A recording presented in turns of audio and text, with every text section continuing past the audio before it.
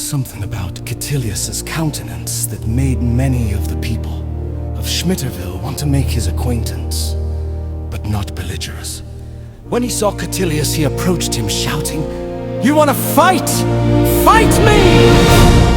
But that young man, stopping him right in his tracks, knew all he needed to do was present the facts and respectfully shed some light on his past.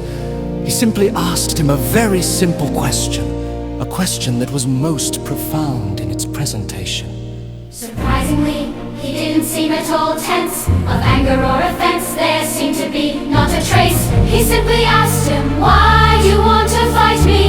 Why are you always on everyone's case?" Well, no one in all of Shmitterville had ever asked that question before. Usually they would simply slam the door or find him difficult to ignore. But this peculiar young man of probably less than half his age caused him to stop and ponder, probably for the first time in over 30 years, the real reason for his rage. Why indeed? He thought to himself, why did he want to fight everyone that passed by?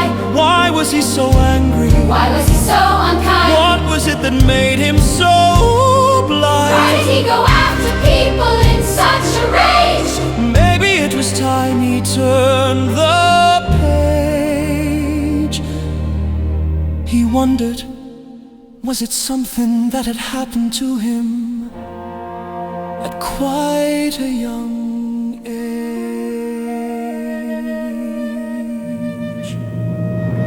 Suddenly his mind flashed back to the day he was about to board the Lake Okiddleberry Ferry on the way to visit the craggy mountains of Katillious Bloom.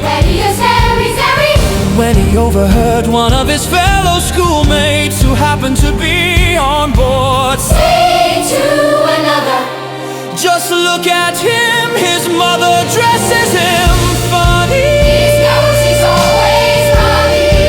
His hair is so unkempt, and his shoes are always muddy when we reach the other side of the lake, where it's not so sunny. Let's scoop him up and take all of his money."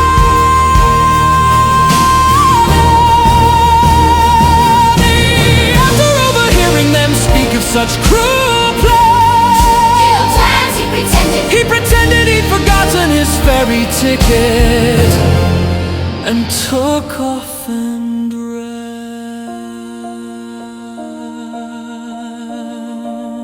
Heading home across the grassy thicket, He happened upon a cricket he chased it for just a few yards.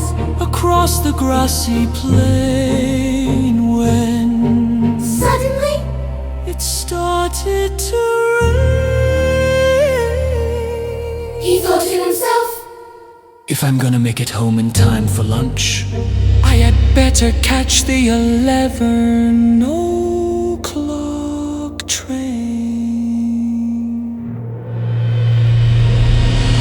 He arrived just as the conductor was shouting, "All aboard!" The conductor looked down at him and said, "That'll be 3 derivatives, son!" He hurried and checked his pockets, quickly realizing that 2 derivatives was all he could afford.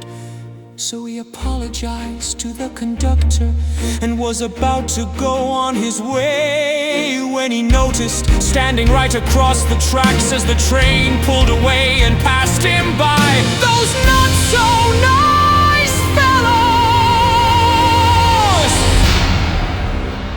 looking him straight